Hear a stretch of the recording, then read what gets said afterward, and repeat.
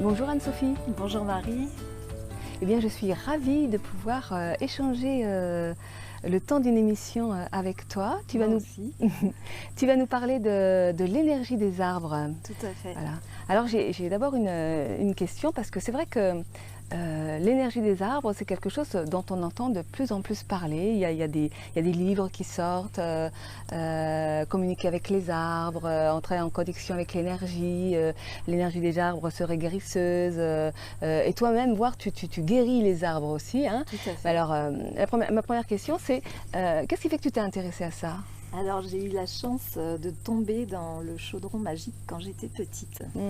C'est-à-dire que mon père est devenu géobiologue quand j'avais une dizaine d'années. Et à l'époque, il nous emmenait sur les lieux sacrés, les menhirs, les cromlèches, les dolmens. Et dans son parcours, il s'est formé entre autres à ces techniques donc, de connaissances sur l'énergie des arbres, l'énergie des forêts, comment fonctionnent les forêts sur le plan énergétique. Et donc ça fait une trentaine d'années que lui, même une quarantaine d'années je crois, qu'il a appris toutes ces connaissances. Et j'avais 18 ans la première fois où j'ai participé au stage avec lui. Donc sur l'énergie des arbres. Puis j'étais déjà une grande amoureuse de la nature. On vivait dans une maison qui était tout entourée de nature, sur 3 hectares de nature. Donc j'avais déjà un contact qui était assez fort avec la nature, avec les arbres, les plantes, les fleurs. Et j'avais démarré un travail spirituel à l'âge de 15 ans, donc qui a aussi accru ma sensibilité à tout ce monde-là.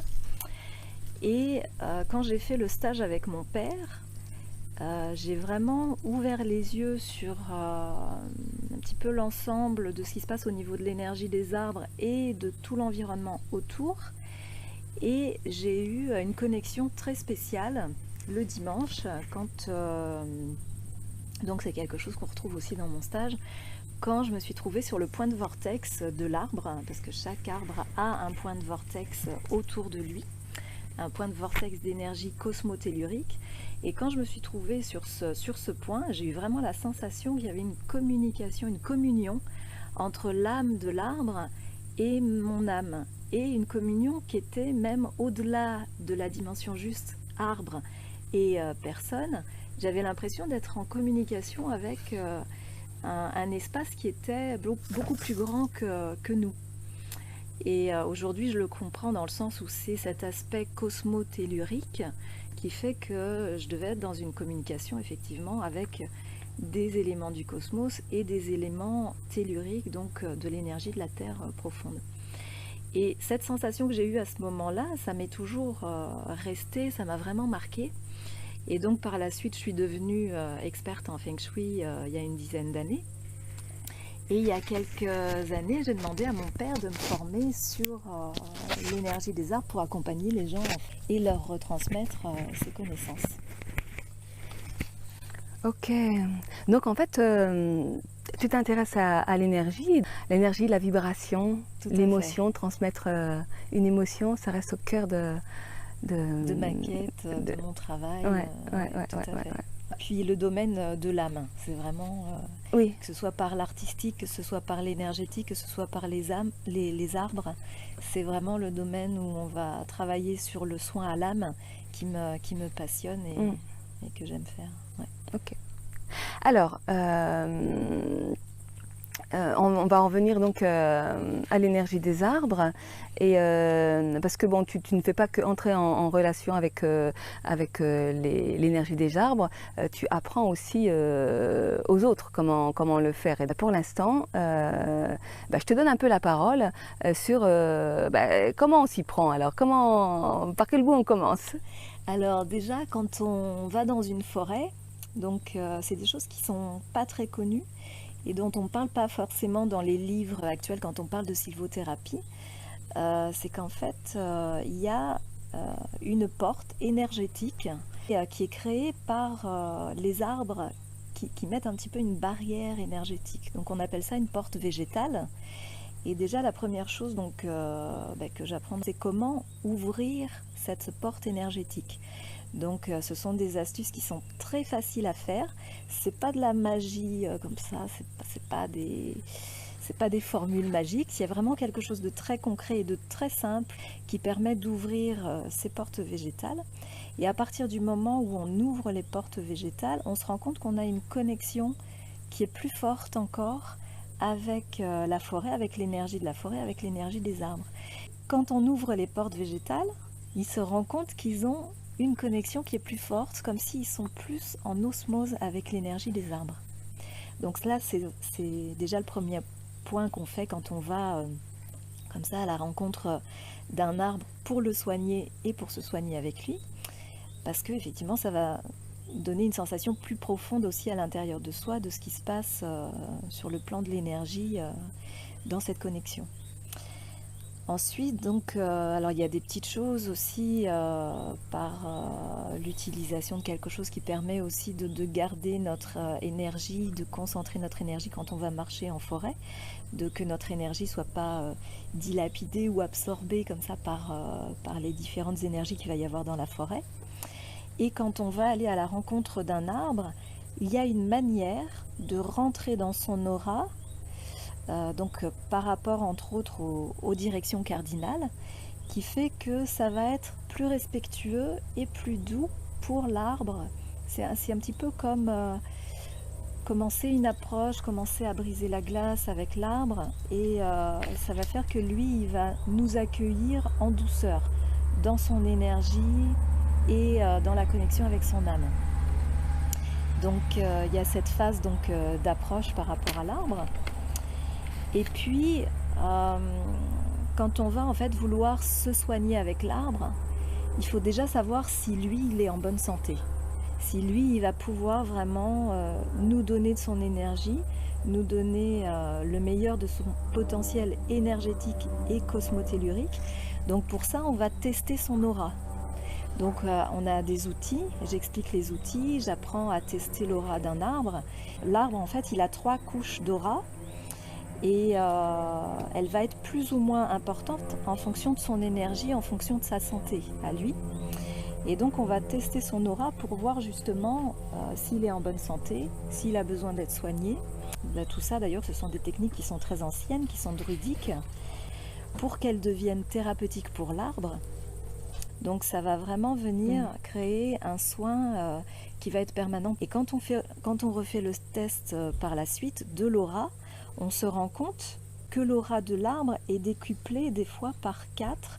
Donc une fois qu'on a fait tout ça, tout ce soin avec l'arbre, et qu'on sait donc qu'il est en bonne santé pour pouvoir nous donner de son énergie, on va chercher autour de l'arbre, donc il y a vraiment 2 repères très précis, qui est en fait un point de vortex qui bouge en fonction de l'énergie de l'arbre, en fonction des moments de la journée. Donc ce vortex, il est mobile.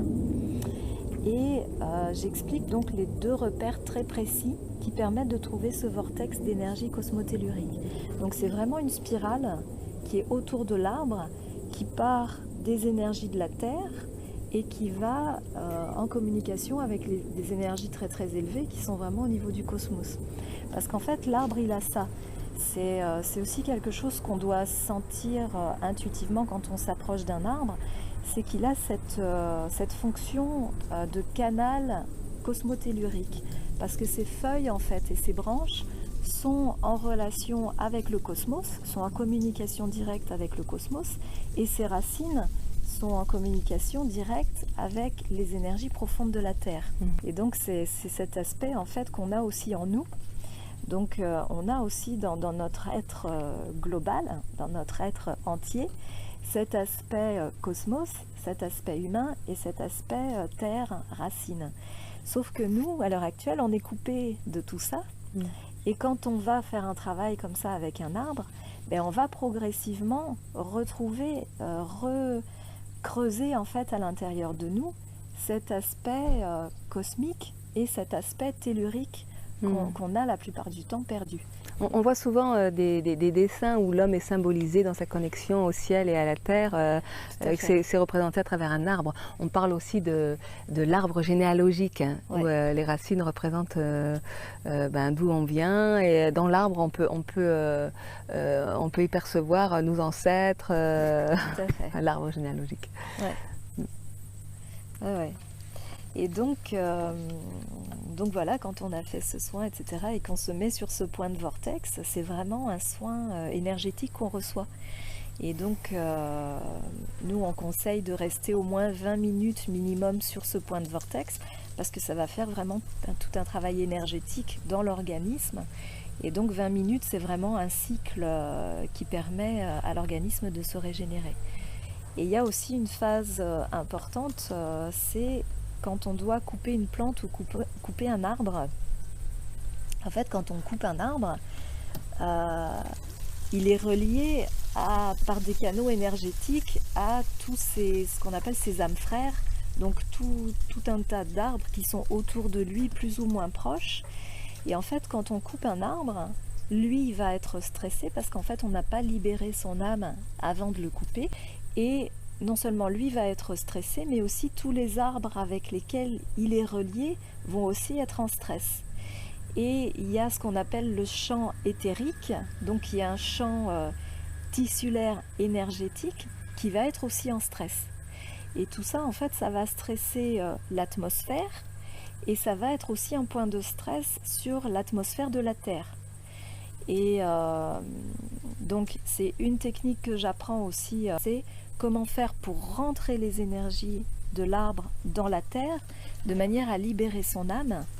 Et quand on fait cette technique, on va aussi libérer tous les arbres qui sont stressés, donc qui sont en lien avec celui qui a été coupé, et on va libérer le champ éthérique qui est aussi stressé.